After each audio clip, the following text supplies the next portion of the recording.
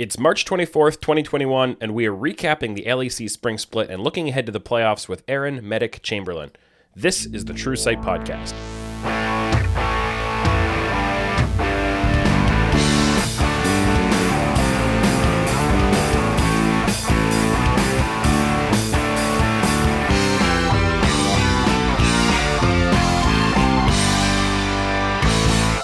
Welcome to the True Sight Podcast by Oracle's Elixir, your source for in-depth analytical coverage of professional League of Legends and the rest of the esports world. I'm Tim Magic Sevenhusen, and joining me today, all the way from Berlin, is LEC play-by-play caster Aaron Medic Chamberlain. Medic, welcome to the show.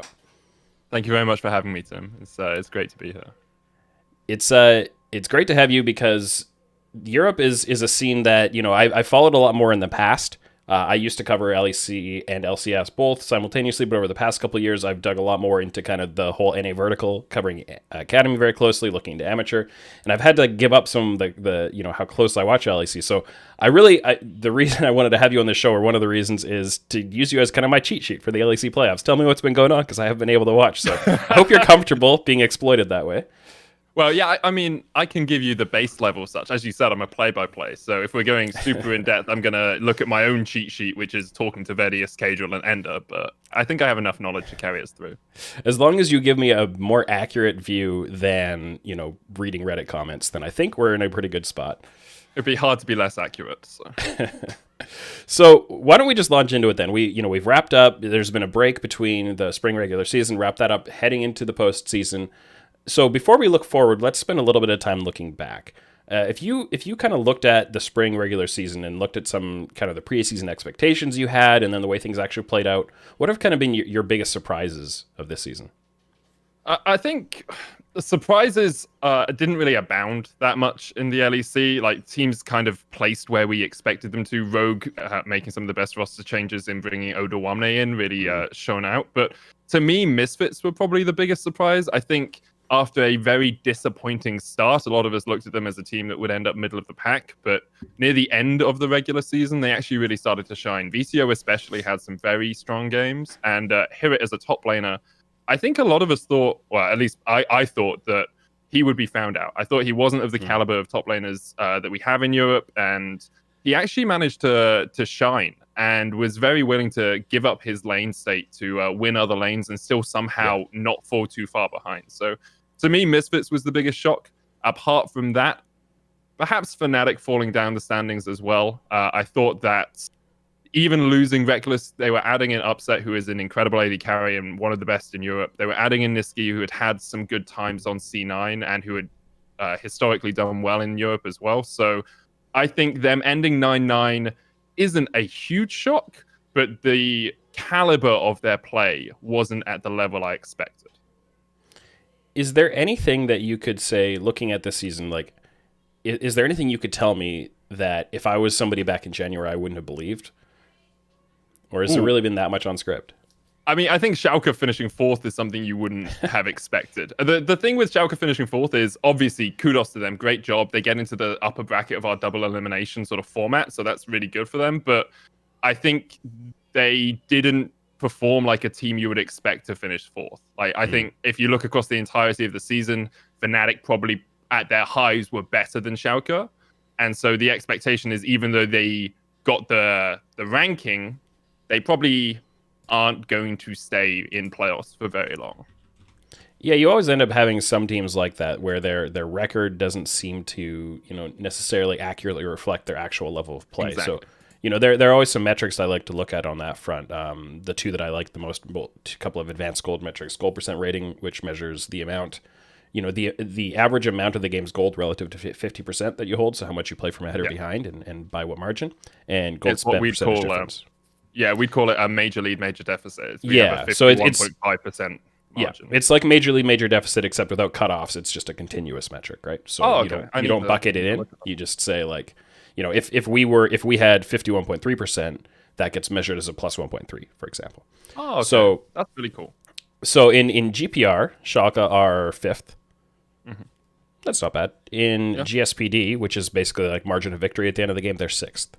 So I think you could probably pretty reasonably look at them and say they're probably more of a fifth, sixth team rather than a fourth, but That's what I'd say. I think Schalke performed to the level I expected them to, and the way that tiebreakers work, and the fact they had a good end of the season, bolstered them up a spot or two. Like my expectation was they were going to make playoffs. Whether they did it in 5th or 6th was the question for me. Yeah, but they ended up coming 4th, and then 5th and 6th was what? Misfits and SK. Fnatic and SK. Sorry, Fnatic and SK. Yeah. Okay. And what about at the top end of it? So I think everybody would have come into the season and said, hey, G2, they add Reckless. They're going to, they might be even better than they were before. Did it play out that way? Yes, they are even better than they were before. The first half of the season, so I looked at their stats today. First half of the season, they were a little middling, but they were still a good team. Like they were 1st or 2nd in the basic metrics that you use to track teams, goal difference, CSD, major lead, major deficit, all of that. They were doing better than everyone else they were playing. Second half of the season, they were 1st in the majority of those statistics. So there was obviously a little bit of a settling period with them. Yeah.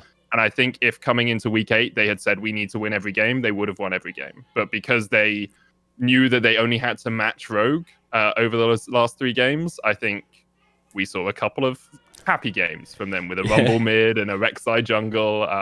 And then when G2. They needed to win, yeah, exactly. Classic G2. When they needed to win, they did. I think G2, it's difficult to say they are a better version of the G2 we saw in 2019 and 2020.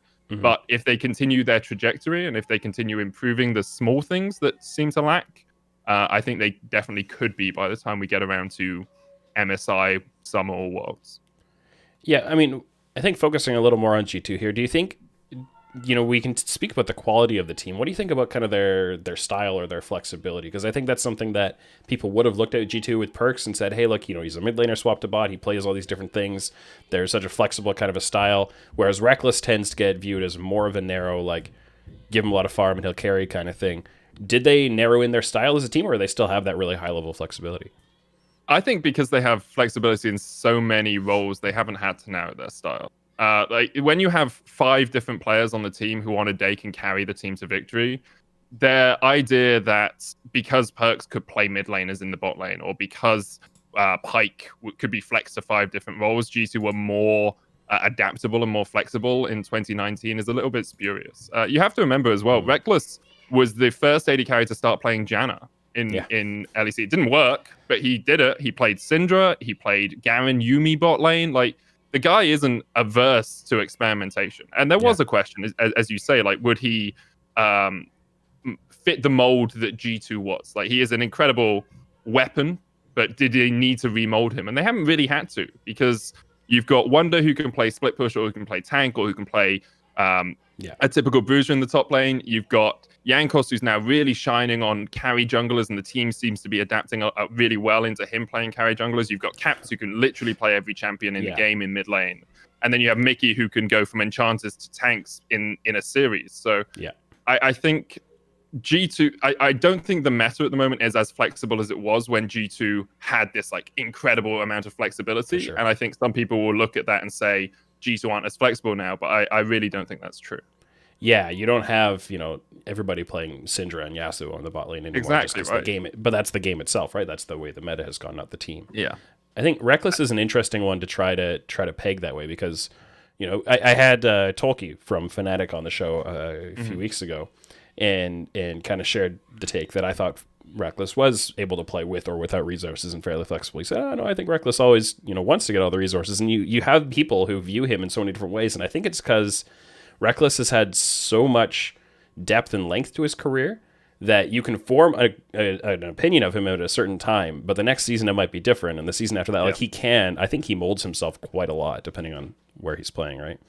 I mean, I definitely agree with you there. I also think wanting to have all the resources and being given all the resources by your team are two different things, right? Like, let me see if I can quickly grab up some stats here, because we do have I know, right? We have a database of this. Like, so Reckless is getting currently 24% of his team's gold on average, which is the highest of all, second highest of all AD carries in the league, right? But that doesn't mean that he is being deliberately funneled that gold. Right. What G2 are really good at doing is making sure that everyone on the team is getting a huge amount of gold, because they're out CSing and they're going into the enemy jungle and they're getting all of these objectives, right? Like, Caps is falling behind a little bit. He's only got 22.5% of his gold, but he's still in the top 5. Like, Yeah. just because Reckless is a resource sink doesn't mean that the rest of G2 are falling behind because he is getting those resources.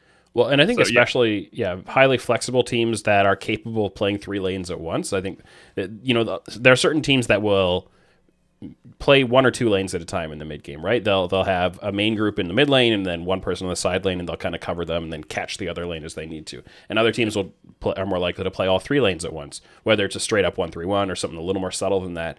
But when you play kind of the more towards the 1-3-1 style, and you have your bot laner in the mid lane just clearing every wave with, he even did play Sivir this split, but it doesn't have to be Sivir. Then they end up getting a lot of CS, and the side laners end up getting a little more as well.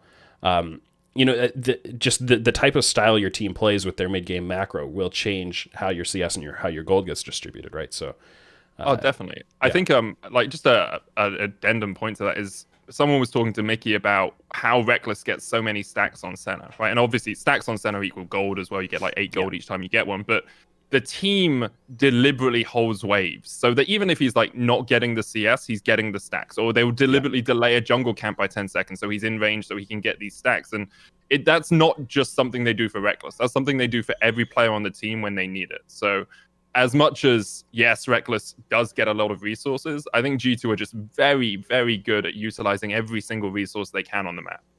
Yeah, and I think Reckless has definitely shown in his career that even in a meta or on a team where they want to funnel more of the CS into mid or top, he can still serve very well in that role. You called it the Janna. The Kennen that he's played before that didn't need to be farming quite as much. Going to be weak-sided a lot, stuff like that. So, G2 definitely interesting.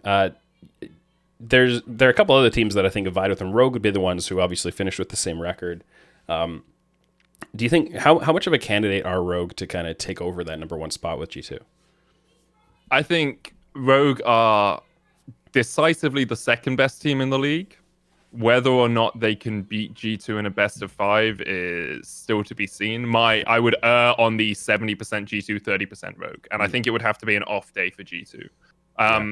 Like, Rogue shored up their weaknesses great. Like, Finn was not the best top laner the league has ever seen. He was serviceable, but he was always going to be a weak point of the map.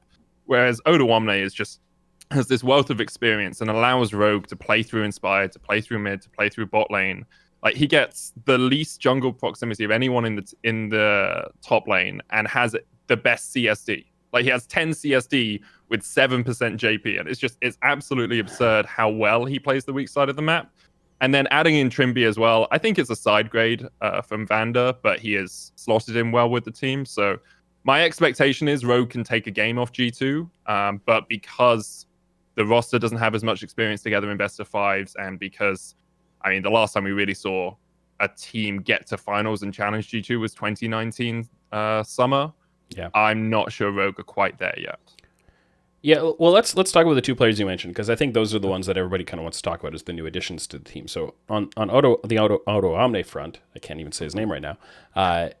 With Alfari coming out of the league and going to NA, and I think a lot of people looked at him as, you might debate whether he's the best overall top laner, but definitely one of the most skilled and really, really strong in lane and those kinds of things. Does Odoamne slot into that top 1 or a top 2 kind of position in the LEC top lane, you think? I think it depends on your metric. Because if your metric is statistically, Odoamne is the best top laner in the league right now, in my opinion. Like, he has, as we said, first on CSD, his gold difference is the best, his jungle proximity is the lowest. I think he has like the least deaths early game of any top laner in the league. And he's always been good at coming in with the team fights and all of that. And exactly, right. Game. Yeah, his team fighting is like, Rogue's team fighting is second best in the league, only to G2 again. But if you say, is he the most well-rounded top laner? Well, then you have to look at the fact that Rogue don't really play through top lane. They only play weak side top. And Wonder gives you more flexibility, gives you more variability, can bring out a Quinn, can bring out, a Mundo top or an Ivan top or something, and just style on people, right? So I think Odoamne was the best roster move of probably the West in spring, and I can't say worldwide because I don't follow the LCK and LPL well enough, but in all honesty, the amount that Odoamne has leveled up Rogue is astonishing to me. And on the Trimby front, then, is he a rookie of the split front runner, or do you think somebody else has been a little more ahead of him in that game? Do you want me to talk about rookie of the split holistically, or should we just talk about Sure. Trimby himself? No, let's talk about the rookies, because I think LEC rookies coming in general has always been a big thing that Europe is so good at replenishing talent. Shipping off some players to NA and then bringing in new people to fill in behind them pretty effectively, right? But this year's rookie crop, I'm not sure, does it have that same kind of shine to it that we've had in previous years? I think it does. Like the problem with looking at rookies in the LEC is you're always looking for the next Caps, right? You're always looking for the guy that basically defines the league, or the next Perk. But obviously Perk's not around anymore. I mean, Caps went on to win. He lost 2 finals and then won 6 titles in a row, and is currently undefeated like in the last 3 years. The guy's an absolute demon in the mid lane. But I think with rookies, especially as you say, because we lost a lot of good players this year, you're always going to have your hits and misses. And I think there've been more hits than misses this year. I think Trimby is very strong. He suffers slightly from being on a really good team. And so he doesn't really get the chance to shine that perhaps a rookie on another team would. VTO has had his moments, a little bit inconsistent, but kind of to be expected from a new rookie coming onto the LEC stage. And then Elioya has to be the big standout. Like, this guy is the best jungler pre-10 in the LEC. Like, statistically, you watch his pathing, he does it all. He gets mad lines into leads in more games than not, and it's honestly a fault of the team that they can't convert and don't convert more than they do. They seem to not understand how to walk away from their enemies when it gets past the 10-minute mark. But yeah, in my opinion, Elioya is the standout, and then you're looking at Trimby. You've got people who are a little bit lower. Jezu has had a really good performance on SK. But again, he kind of suffers from the fact that Treats has really shone. And as a side note, Treats is technically a rookie by LEC standards, but most of us are saying, hey, sorry, Treats, but you're not a rookie. We're not going to... I didn't vote for him, and I'll happily say to him, look, you're not a rookie, mate. You played 8 games for TSM. As much as that's, a beginner league, I'm not going to count you. The technical cutoff, though, is 9 games, I think, right? Yeah. But it's one of those, like, we introduced those rules because there was an issue with Whippo when he joined, where he played MSI, I think it was, with Fnatic, or he played something. He played Worlds with Fnatic, and then he couldn't be a rookie. So we were like, okay, well, we need to work some rules around this to try and work out how we do rookies. But it's an oversight, I think.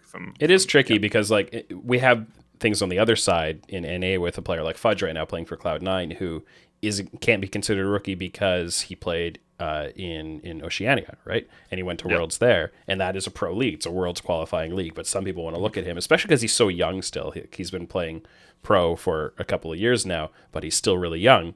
And so people want to look at that and say, he feels like a rookie, right? It looks like a rookie, it quacks like a rookie, but he's technically not a rookie. So, I mean, you're always going to have these things, and you have to kind of work around them. But yeah, I like the if they've played in a Worlds qualifying region, I would put the cutoff at like 5 games personally, but it just depends where you're gonna it's in the end that's a decision to be made by people who have more experience in the space than me. But yeah, anyway, Treats has played really well as well. And then you get down to like the second tier of like the Tinxes, the Shigendas. All of them have had okay performances. No one has really shone in terms of rookies at that sort of second level, but I don't think anyone's really disappointed either, personally. I don't think there's been anyone that I've said, hey, that was just like, you shouldn't be in the LEC next year, from the rookie crop at least. Sure. Do you think this batch of rookies has held up to previous years? So I think when you look at it, the issue is you always have a couple of years on the rest of the rookies, right? Because if you looked at, I think it was 2019 when Humanoid, Abadage, and one other player joined. I can't remember who it was, but there was there were 3 new rookie mid laners. I can't remember who Larson. It was Larson. Right? If you looked at that year, Humanoid really shone in year 1, and then Abadage had a really good summer last year. Larson has consistently grown and is now second only to Caps in the mid lane. So that rookie crop looks really good now, but actually in 2019, only one of them looked that good. I think we have 2 or 3 players that I'm really going to have my eye on for summer. Elioya, VTO, probably Jezu as well, because I think he could really shine. And then you have the players who are like, hey, you're middling, maybe you'll start to show up. I think Trimby has improved over the course of the season, but hasn't really challenged like the Hylissang or the Mickey or the Kaisers of the LEC yet. I think it was Nemesis, the other player you're fishing Nemesis. for, right? Nemesis, yeah. Shout out to Twitch chat on that one. Thank you. So, yeah, I think that's always something that you do get excited about is EU talent and the chance for that to shine through. And there's going to be another EU Masters coming up. See another batch of those players. So, and we'll see if maybe some players do get swapped out for summer. I think especially with it is hard to have in-season flexibility now. But especially with the LEC still having the format of completely separate spring and summer compared to the LCS is now carrying over the win-loss record. I think you'd expect a little more change in Europe than you get in North America, but yeah.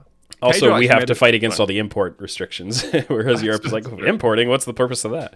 So a little easier. Pedro actually made a really good point to me about, I think it was, he made it in my vicinity about swapping. And it's this idea of, if you are going to take a team and you're going to be like, oh, we'll continue to develop this 5-man roster, you do that between summer and spring. Like, actually, if you want to try and improve and you want to try and grow for summer, you should make changes. So if as a team you are not hitting the benchmark, you should bring someone new in, because you actually only have 2 months to try and like totally revitalize your team. Whereas between summer and the new year, you have a much longer period to sit down and prep and plan and try and change the way players play. So I would like to see a couple of changes. I think Vitality, there have been rumors about whether Nemesis is going to join them. I know Astralis brought in Magic Felix near the end of the season. I thought they started to shine a little bit as well. And I wonder if XL are going to make any changes, because they are consistently on the outside looking in. And it doesn't seem to be working for them. So. Yeah, I think Excel is one that they seem to have like a surprisingly hot start. Or was it more the middle of the split where they suddenly had a run of winning and you thought, oh, maybe this is it, right? Maybe they're starting to click. Yeah, they did really well at the start. I think the thing with Excel was they had this very specific style of, we will do nothing for the first 20 minutes of the game. We'll pick a Zit, we'll pick Kale, we'll farm, we'll scale. Perhaps like at times they were like 5k gold behind, but because their team fighting was good and because they had better scaling tools in their composition, they were able to win. The issue became when teams were more coordinated and had more practice together and were a little better at punishing you. They never really adapted their style. They tried it for 1 week, didn't work, and then they went back to scaling and teams were just better than them because Patrick couldn't just solo carry the team through games. Well, and I think, it's always been true in League, and especially over the past few years, that picking scaling comps is the easiest way to win the next game in front of you, right? But it's not the best way to improve and to become the better team. I tend to look at it as kind of like a degree of difficulty multiplier, like in like ski jumping or stuff like that, or diving or whatever. When they're judging a dive or a trick, they'll say, here's the degree of difficulty score, and now we say the execution, we multiply those together. And obviously a higher degree of difficulty has a potential to have a much higher score, but it's more difficult.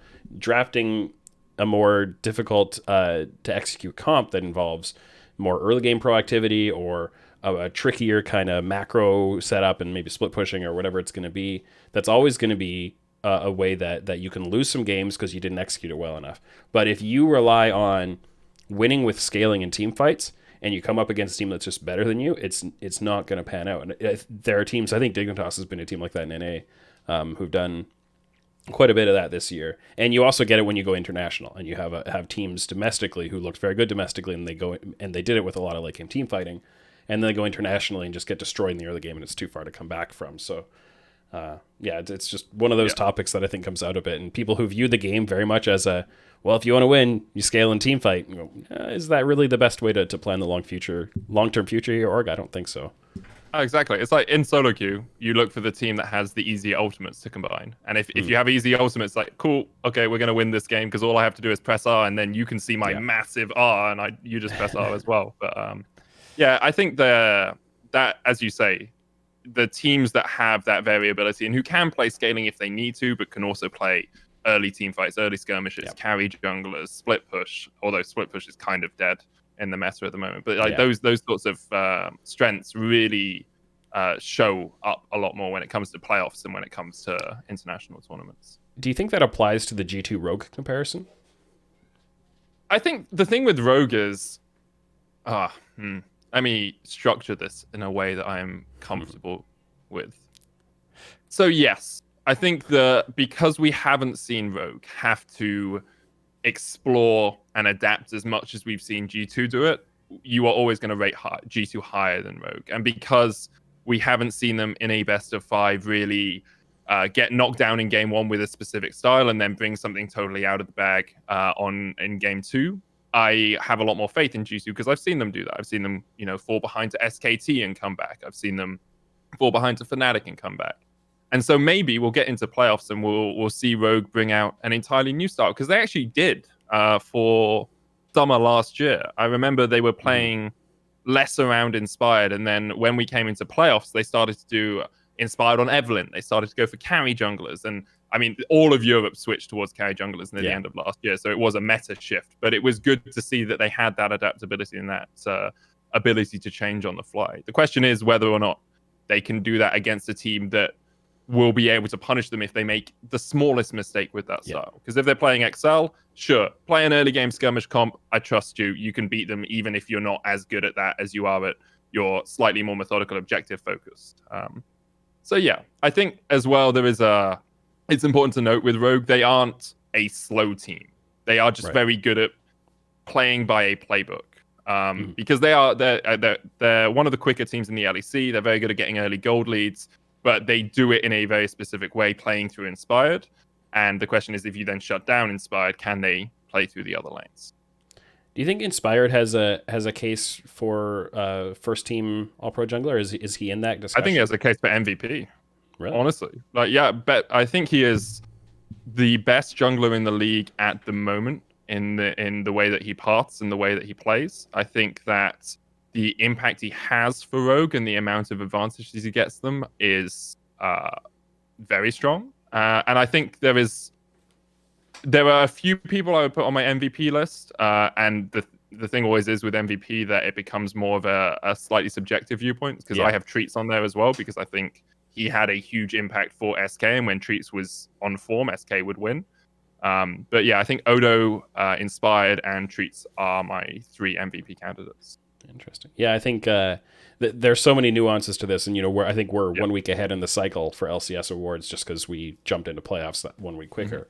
Mm-hmm. But the definitions of how you vote someone to be an All Pro based on what criteria, and then how do you vote someone to be an MVP? And I've personally always taken the approach that it's the value to the team rather than just straight up quality of play. And if you look at straight up quality of play, you're probably more likely to look at somebody on G2 and say, hey, look, all these players Exactly are right. so good. But if you're looking at if you took this player out of the team, how good would they be? And if you just replace them with like an average level player, you get some much more interesting conversations, I think, about who earns that. I had that conversation last year around MVP because I put I think at least I put Gilius on my list, or Yeah. I was discussing putting Gilius on my list, and I had a lot of people saying, "Hey, playing for Schalke, they were 10th. They're not incredible. Like, how can you do it? It doesn't even have good numbers." It's like they added him, and then they won like 8 games out of the next 9. Yeah. He is the most valuable. Like, I could take Caps out of G2, and they probably still win 5 or 6 games out of 9, right? But I don't know. I think it's always an interesting discussion. But yes, Inspired would be my All Pro number 1, personally. Interesting. Yeah, we'll see what the results are that come through for that. I think I love All Pro for a couple of reasons, and MVP as well. One is that it's a way to honor these players, and it actually means something to them, right? It goes in their resume, it goes into their history. People look them up and say, "Hey, look, they finished first team All Pro this many times," or they earn these MVP awards. But it also is just such a great discussion facilitator, and people get to 100%. argue about it and say, as long as you're arguing respectfully. Have to delete a few YouTube comments now and then, but but as long as you're having these discussions in good faith, I think it's just so much fun to talk about how you define them and what your criteria are and just to celebrate it. It's also something that is focused on the strong performers and celebrating those rather than ripping on people who make mistakes all the time, which is I try to direct my own coverage more towards the positive and celebratory side. So I think it's another reason why I like it. I think it's always a good thing to do, right? Like, there is in any game, in any competitive sport, there's going to be discussion of the negatives. It's going to be like, oh, you didn't do this, oh, you got caught out, etc. But I try, even with my casting, I try and err on the positive. Someone doesn't miss a hook, it was dodged, or yeah, those sorts of things. Obviously, you have to call it out from time to time because sometimes players are a little bit inty.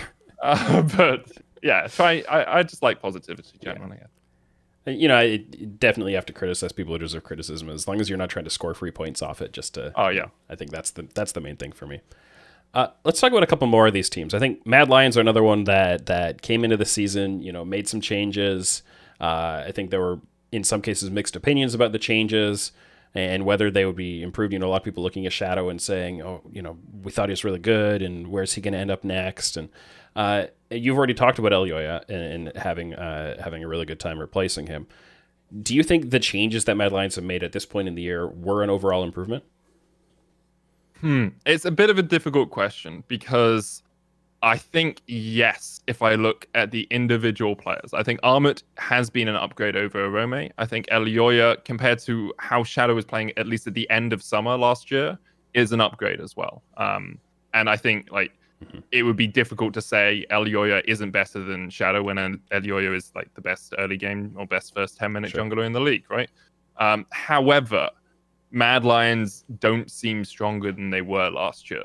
And I'm wondering, I wonder where that weakness is coming from, because it feels more of a team-wide issue than individual players. Kazi has had a poor split for him, at least, in my opinion. I don't think he has shone in the way he used to. Kaiser as well, because Kazi is underperforming, doesn't have the opportunities he used to. We look back to the Wukong Sennas, we look back to his ability to engage team fights in 2020, and it's just not quite there at the moment. Humanoid has been solid, although he continues to die in side lanes, which is kind of his thing. But the major issue for Mad Lions, in my opinion, is their mid-game decision-making. The amount of times they've gone into the 25-minute mark with a 3k gold lead, a 4k gold lead, and then it's crumbled because they don't reset at the right time, or they reset in sporadically. So two of them are out on the map, but they can't get vision, they can't get pressure. One of them gets caught, and then the enemy team is getting the Ocean Soul or something. It feels much more like a holistic team issue than those individual players. So Mad Lions have upgraded in terms of individual skill, but downgraded in terms of team level.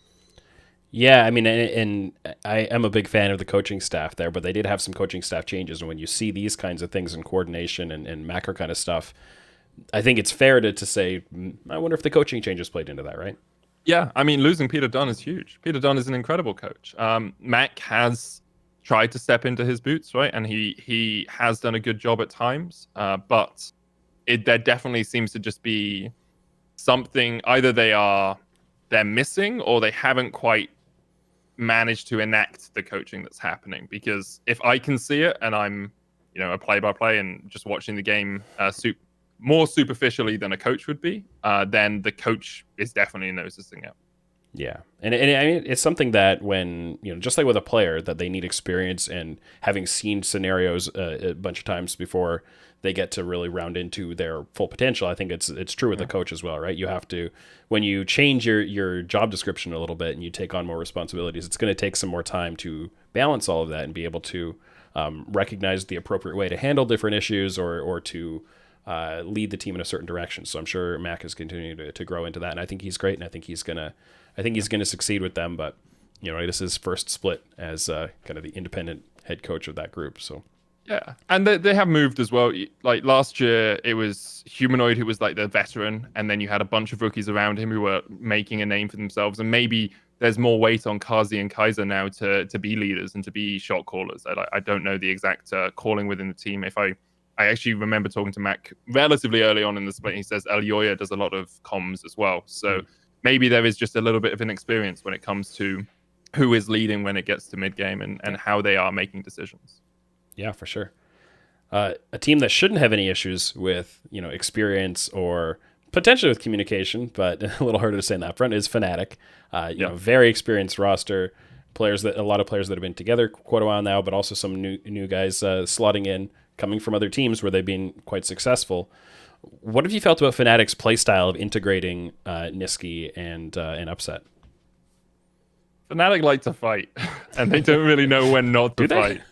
Yeah, unsurprisingly.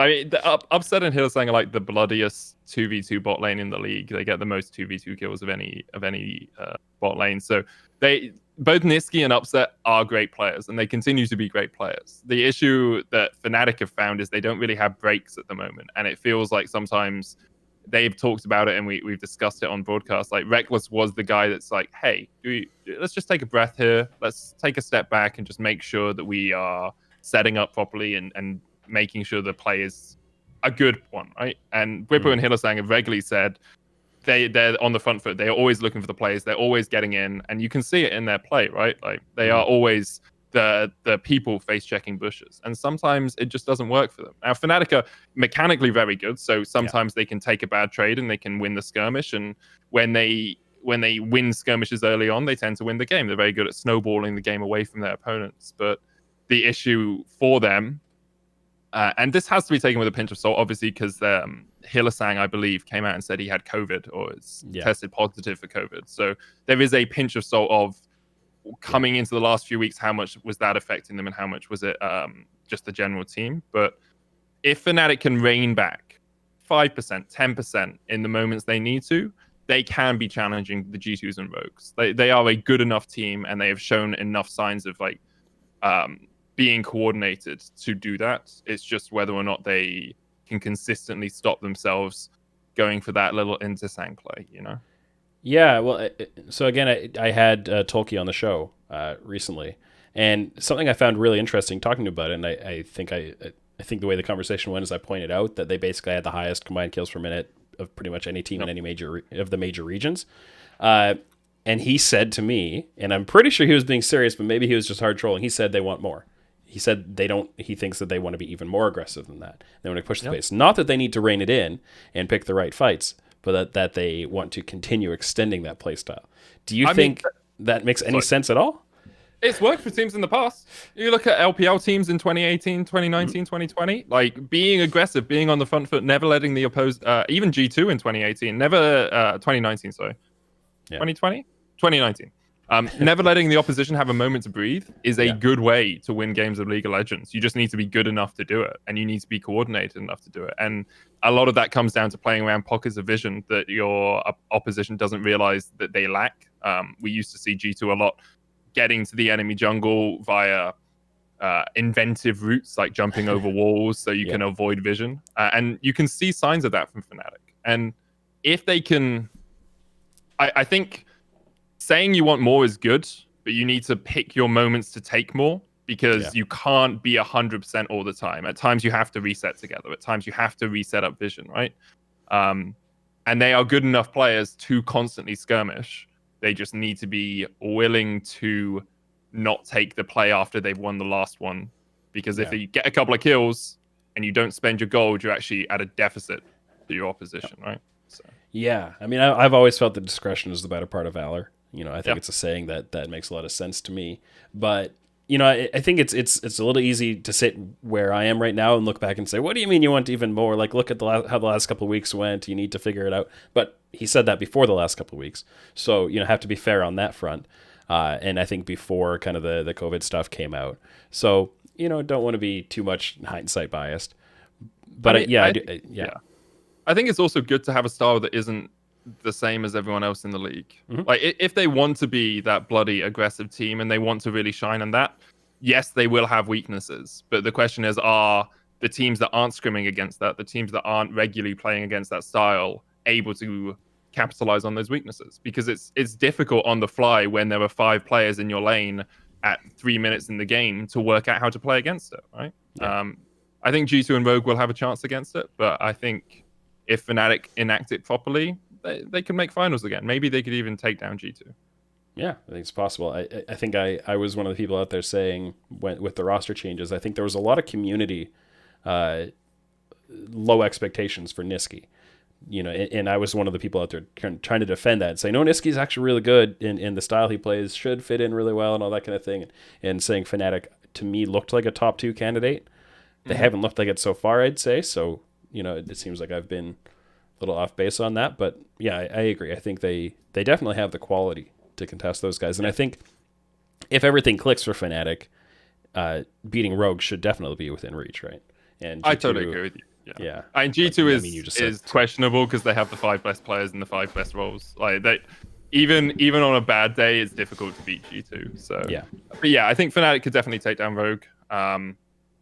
The worry would be they overstep once and then Rogue suffocate them, because that's what Rogue is really good at doing. Right. So yeah, and I mean, potentially Mad Lions could be an interesting opponent too. That when you play that kind of high aggression style, it is high variance, right? You can have, it means you can beat anyone, but it also means you can just have a total dumpster of a game. Or a series. You'd like to think they have enough mental fortitude to not like anti-snowball themselves out of a series because they have so much experience. But yeah, I mean, it's tough though, because if your game plan is all about outplaying and getting kills and going like heavy aggression, if you make a misplay or if your enemy outplays you, it must be really difficult to get yourself in a mental state where it's like, oh, next time I'll win the 1v1. Next time I'll win the 50-50. So obviously I can't, as you say, we can't comment on Fnatic's mental state, but it's an interesting idea. Is it really that difficult to say next time I'll get it? Isn't that what every player does in solo queue? I mean, yeah, but there's also a difference between like you lose the 1v1 and go, I'll kill him next time. Let's fight again. You lose it again. I'll kill him next time. What do you mean he has an item advantage? Yeah, but I know what you mean. So a little different. So coming into the playoffs, we have 3 game days this week. Fnatic against SK, G2 against Schalke, Mad Lions against Rogue. Which of those do you think has the potential to be the closest series? Mad versus Rogue would, on the surface, seem like it. I like the question closest, because none of them are going to be close, but one of them will definitely metrically be closer than the others. I think Mad Rogue is the only one, really, I see the underdogs with a chance of a win. Not even of a series win, just of a game win. I think Mad Lions could possibly take a game off Rogue if they snowball, if Kazi performs better than he did in the regular season. But my expectation is 3-3-0s this weekend. I think we're going to have a pretty quick week of the LEC. What would you give? What kind of percentage chance? Do you think it's like a 50-50 chance that it'll be a 9-0? So on the proviso, on the proviso that Fnatic is not suffering any consequences of COVID, and they come back at their level, I would go 70-30, 9-0. Yeah, even with Treats being an MVP candidate. Even with Treats, like SK on a 5-game losing streak. It's going to be an 8-game losing streak. Treats is a very good player and was the most valuable player for SK, but he is not as good as Hylissang. He is so they're just going to lose. Is there anything in the universe that Schalke could do that if they did this? So can you remember when Fnatic played G2 and G2 had packet loss? Yeah. I think it was Wonder was tweeting about that afterwards, right? Yeah. No. So I think the thing with Schalke is they have a very specific playstyle, which is mages mid, split pushing top laner who has kill threats, and then they play through engage support, engage jungle. Gilius on Hecarim, if he doesn't get Hecarim, he loses. And so I think the issue for Schalke is, even if they get the perfect pieces of the puzzle, even if they get Exodia combined, you are then leaving bot lane kind of on an island because you're playing mid to top. And you're leaving Reckless and Mickey on an island in a 2v2 that they will win. Like, Limit is a good support. Neon is a good AD carry and has played some really good games recently, but they're not Reckless and Mickey. And the caliber of opposition they're facing makes it really difficult. The only time Schalke showed us a win without that playstyle was against XL, and that's because they had a very specific draft to beat XL, because XL only played through Patrick. And it was a very good draft. It was very well-rounded, but it was we will kill this one player and then you can't play. And G2, if you kill one of them, there were 4 more world-class players on that team. Bit of a hydra. So, exactly. Fair enough. And, I think circling back, I think we covered this kind of at the start, but, G2 clearly going to be the favorites to take all of this. And would you still put Rogue as the best candidate? Do you think, again, speaking a little bit to kind of the whole degree of difficulty thing and like the amount of variance a team could have, do you think like best form Rogue has the best chance, or maybe would Mad or Fnatic playing to their best potentially have a slightly higher chance? I think Rogue is the team with the least variance in terms of their highs and their lows this season. When they lose, it hasn't it's tended to be the other team playing better rather than them lowering their quality. I think historically, I have to put Fnatic up there just because historically Fnatic in playoffs is a different beast and they continue to level up and they continue to grow, but they have lost Reckless. And so I would say Rogue are the only team I could see pushing G2 to 5 games, and it would be a small chance that they could win. But I like 10 to 15% they could win, 30% that they could push G2 to all 5 games. Okay. Well, sounds like we're in for more of the same. And that's, if you want to beat G2, you got to get good. So we can't really, blame them for winning it over and over again. It's a weird one because I think if I look and just do an eye test on the league this year, it feels like the LEC is slightly worse than it was. But I think the teams as a whole are improving more consistently than they did in spring last year. I think G2 really came out of the gate swinging last year, and it was a catch-up. And this time, G2 and Rogue have been not level pegging, but they've both been consistently very good. And we're starting to see signs from, the Fnatic, possibly, Mad, that they are beginning to improve. So the hope is when you have 5 great players on one team that the rest of the league will level up, and it feels a little bit like that's what's happening. Yeah, well, let's move into some questions that were submitted by listeners, because I think you're kind of leading into one of those questions already, which is great. Right. So for anybody listening to the show, I post about the guest a day or two in advance, and you can go on patreon.com/oracleselixir, leave a comment with a question for the guest. So frequent questioner, IamnottheNSA, wanted to know basically kind of what you were just talking about, whether you think the overall level of the LEC has improved this year relative to previous years. Or has it been, do you think it has been improving in general? And I guess the addendum onto that, which is a lot harder to talk about, is, the level of the LEC relative to the rest of the world. Has it been catching up a little bit? Oh, it's such a difficult question because it's so hard to say. Do you think, firstly, you have message changes, right? And so I think I've seen better performances from some LEC players than I saw from them in previous years, but I also think some of them have played worse than they have in previous years. I think overall our top 2 look more consistently good than they did in 2020 spring. I think this G2 and this Rogue look better than G2 and G2 and Fnatic did in 2020 spring. I think it's tough because sorry to exactly. interrupt. We didn't even have an MSI last year to compare against, right? So it makes it even that much harder. I think the league as a whole, we have had some absolute clown fiesta games. But as a whole, I believe we are improving. However, it is very difficult to say that for sure. I think internationally, I would put G2 in a best of 5 versus pretty much any team in the world and give them a chance. I'm not sure I'd give them the biggest chance. I think there's some very good teams coming out from LPL. RNG seem to be on a tear at the moment. I think Damwon are always going to look good, and I haven't watched a huge amount of LCK recently, but they seem to be continuing their run of form from last year. But I don't think... I didn't think last year we'd get 3-0'd in the games either, but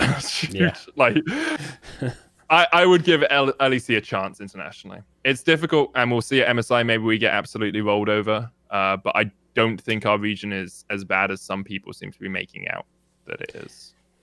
Yeah, I haven't been following LPL LCK much this split. Going into MSI, I'll definitely do a lot of review and get a read on them. But my general impression has been that I don't think you could look at those leagues either and say, these teams are comparable to what we got out of the top end of them. Exactly. You couldn't confidently put them far ahead. So I think it all depends how you look at it. Maybe we're just reviewing with a certain level of expectations in mind. Maybe we're remembering the level of play at Worlds, and it's a little unfair to layer that onto a spring performance where, and the meta changes and all that kind of stuff. The issue is I could tune into a low tier game of the LCS and say this league is awful, right? Or I could tune into C9 having a bad day and be like, this is the best team you guys have got? Come on. And so because I can't follow these leagues, I can't watch every single game, and I don't have notes, and I don't write my thoughts on each team. It's more of a casual viewing anyway. It becomes very difficult to judge exactly where I would stack rank teams. Yeah, so we'll see how I'm so glad we get to have MSI. fingers crossed, knock on great. wood. Let's make sure it actually still happens. I mean, we've got volcanoes going off. We've got COVID. The world is trying to stop it, but I think it's going to happen, and I'm excited. So looking forward to that to see whether, when we get a much better actual answer to this question. Another question from Chase Schweitzer, who wanted to know about any moments from your casting career that have been kind of the biggest highlights or that still stick with you to this day. Yeah, I have. People ask me this quite a bit, and I have one cast that I remember that it's the best cast I've ever done in my life. Fnatic versus G2, Game 3 of the 2019 Athens Summer Finals. Being the reason I started casting was because I wanted to share my passion with other people, and with being in an arena with 7,000 screaming fans and just listening to that, and having a 5-game series in a final, it was such an incredible experience. I loved it. I miss fans a lot. You guys need to come back soon. It's sad. Well, yeah, and even with games happening in person at MSI, the players are going to be there. There aren't going to be the fans there yet. I don't know. I assume the casters are going to be casting remotely as well, but don't know yet. I haven't got that confirmed, but historically we've cast from one of the big studios rather than from Iceland. Yeah, it's much easier logistically, and of course with COVID, that much more important. So, hopefully we can get back to that before too long. Because that's part of, I think, what makes esports so exciting to all of us. Let's see. We had a question from J663Beast as well. And it's kind of circling back to what we were talking about before with kind of anticipating the international events. When you're reviewing teams going into an international event, so these teams from leagues that you weren't regularly following during the regular season, what are some kind of the tools or approaches that you use to do that prep? Okay, so depending on the event, we have a stats team that will give us usually 5 to 6 page long documents that review the format of the league, the basics of the team, some of the statistical standouts or champion standouts for each team. Alongside that, I'll do my own research, usually play-by-play stuff. So nationality, age, what teams has he played for before? Has he been to international have they been to international competitions before? And then I will watch between 3 and 5 games from the team. Usually I'll pick one from the start of the season, one from the middle, one from the end, and then whatever their finals were, to try and get just a good understanding of how has the team developed, have they had different play styles throughout the season, and then what was it that won them the finals. A lot of the time, actually, for international competition, you find the first week you use a lot of that information, and then the second, third, and fourth week you just tend to it's tournament narratives, right? So I think it's very good if you're prepping for something like that, just to have ideas in your head about the team, even if you couldn't specifically convey them if someone asked you to write a paragraph on it, right? Because every now and again you'll see a Heimerdinger pick and you'll be like, oh, Jalpone loves this Heimerdinger just because you've watched him play it 3 or 4 times. I picked a random name. There was a guy called Japone can't remember what team he played for. But anyway, But yes, just having those things in your head really helps. So. Do you spend much time speaking to people who kind of are embedded in those different regions and kind of gaining their thoughts, or do you try to focus a little bit more on kind of having your own independent thoughts and not having your opinions come from somebody else? Usually what I'll do is the stats team sometimes talks to casters from that region, and they'll have a blurb from the casters. Then I'll watch the games and I'll reach out either to casters from the region with my thoughts, being like, I think they do this. Do you agree? Validate me. or invalidate pretty me. Much, right? Or I'll reach out to coaches from the team and be like, hey, I know this guy's new to the stage. What is there anything you want to tell us about this team so we can share your narrative, so we can help you reach fans?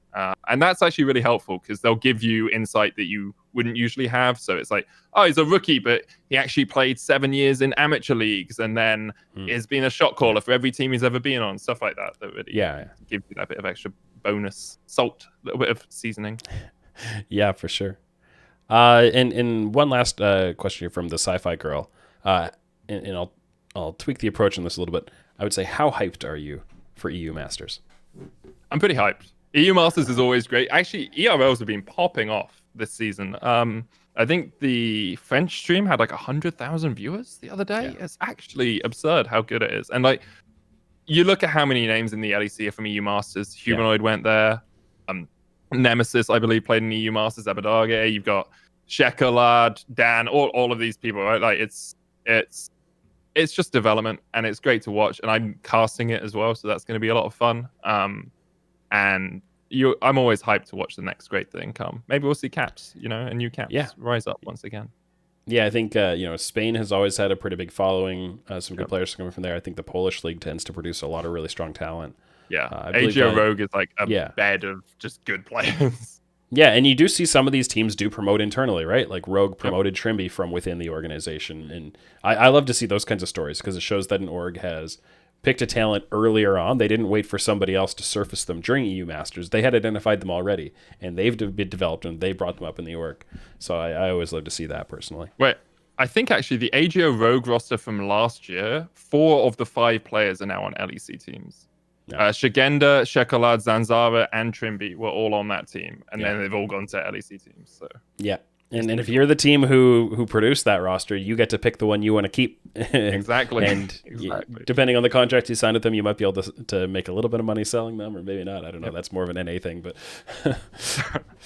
I mean, it's still good to know, right? Like you also have all of this inside scouting on your future opposition if they go to other teams, right? So. Absolutely. Go to the VOD archives and see, okay, a year ago he was doing this.